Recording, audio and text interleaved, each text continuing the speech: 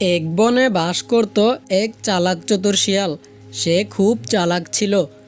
একদিন বনের মধ্যে দিয়ে হেঁটে যাচ্ছিল শিকারের উদ্দেশ্যে, কিন্তু কোনো শিকার পাচ্ছিল না।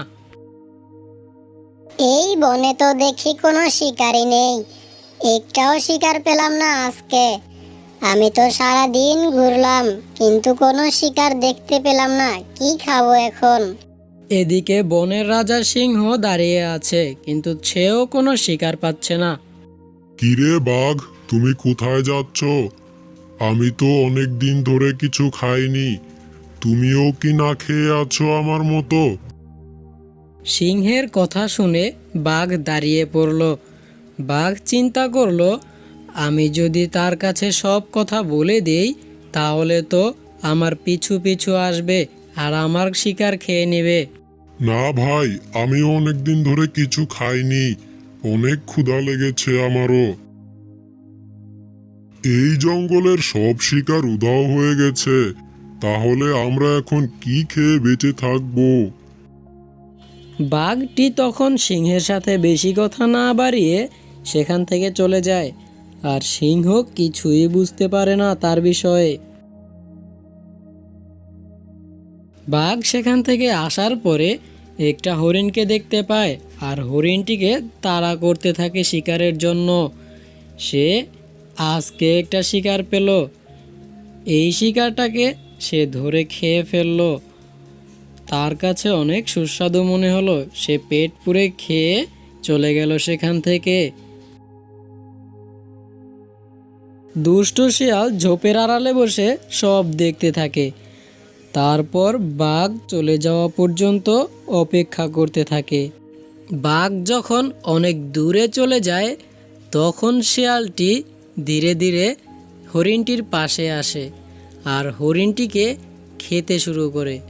বাঘের রেখে যাওয়া অর্ধেক হরিণ খেয়ে শিয়ালটার পেট ভরে গেল। সে অনেক দিন পর তাজা তাজা মাংস খেতে পেল। শেয়ালের ছোট ছোট দুটো ছানা হলো। ছানা দুটো দেখতে ঠিক দুষ্ট শেয়ালের মতোই হয়েছে। তারা অনেকক্ষণ ধরে কিছু খায়নি, তাদের অনেক খিদা লেগেছে। মা, তোরা এখানে বস, আমি তোদের জন্য খাবার নিয়ে আসি। দেখি জঙ্গলের কোথাও কিছু খাবার শিকার করতে পারি কিনা। তোরা কিন্তু এখানেই বসে থাকবি, কোথাও যাবি না। ঠিক আছে মা, তুমি যাও, কিন্তু তুমি তাড়াতাড়ি এসো। আমরা এখানে অপেক্ষা করছি তোমার জন্য। আমাদের কিন্তু অনেক খিদা লেগেছে। ঠিক আছে ঠিক আছে, আমি অনেক তাড়াতাড়ি আসবো। তোরা এখানেই থাকিস, আর কোথাও যাবি না, কিন্তু কারো সাথে যাবি না তোরা। শেয়াল এই কথা বলে জঙ্গলের ভিতরে চলে আসে খাবার খুঁজতে। তার বাচ্চাদের জন্য আজকে খাবার নিতে হবে, কিন্তু কোথাও সে খাবার খুঁজে পেল না। বনের কোথাও শিকার খুঁজে পেলাম না। দেখি এই গুহার ভিতরে কোনো শিকার পাই কিনা। এটা তো অনেক বড় একটা গুহা, মনে হয় কোনো বাঘের আস্তানা এটা। শিয়াল গুহার ভিতরে খাবার খুঁজতে থাকে, কিন্তু চারদিকে খোঁজার পরেও কোনো রকমের খাবার খুঁজে পেল না। এদিকে ওদিকে চারদিকে খুঁজে বেড়ালো, কোনো দিকে খাবার মিলল না একটু। এখানে তো কোনো খাবার খুঁজে পেলাম না। যাই, এখান থেকে চলে যাই। বনের অন্য জায়গায় গিয়ে দেখবো কোনো খাবার শিকার করতে পারি কিনা, তাহলে আজকে আমার বাচ্চাদের খাওয়াতে পারবো। শেয়াল যখন গুহা থেকে বের হতে যাবে, ঠিক তখনই চলে আসে বাঘ। শিয়াল বাঘের মুখোমুখি হয়ে রীতিমতো ভয় পেয়ে গেল। কিরে পুচকে শিয়াল, তুই আমার গুহার ভিতরে কি করছিস? আমার গুহায় কি চুরি করতে এসেছিস তুই? আজকে তোকে আমি কাঁচা চিবিয়ে খাবো। বাঘের কথা শুনে শিয়াল তো ভয় পেয়ে গেল। না না বাঘ ভাই, আমি কিছু খেতে আসিনি, কিছু চুরি করতেও আসিনি। এখান থেকেই আমি যাচ্ছিলাম শিকারে, তখন তোমার গুহার ভিতরে দেখলাম একটা চোর ঢুকছে। চোরটাকে বের করতে পারবো শুধু আমি। তার জন্য তোমাকে বাইরে যেতে হবে। তুমি গুহার বাইরে গিয়ে আমার জন্য অপেক্ষা করো, আমি চোর ধরলেই তোমাকে ডাক দিব। বাঘ কিছু না ভেবেই পুচকে শিয়ালের কথা বিশ্বাস করে নেয়। আমার ডেরায় চোর ঢুকেছে, এত বড় সাহস চোরের, আজকে উচিত শিক্ষা দেব। চোরটাকে ধরে আজকে রাম ধোলাই দেব, যেন আর কখনো আমার ডেরায় না আসে।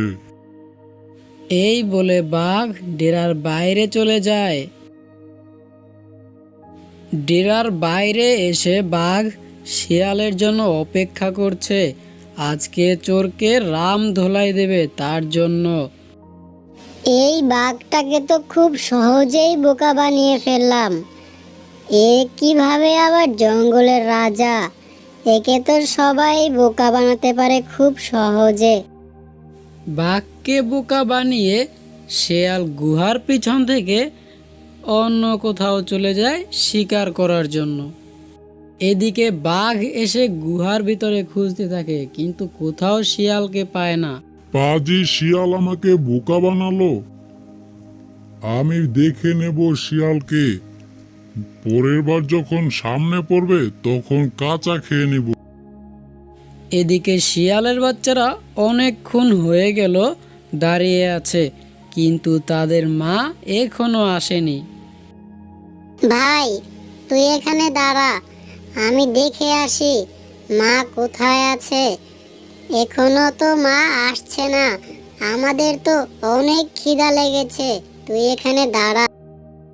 হ্যাঁ ভাই, তুই যা যা, দেখে আয় মা কোথায় আছে। আমি এখানে দাঁড়াচ্ছি, তাড়াতাড়ি আসবি কিন্তু। আমি দেখে আসি মা কোথায় আছে, তুই কিন্তু কোথাও যাবি না। আমি যাব আর আসব, এখানেই বসে থাকবি কিন্তু।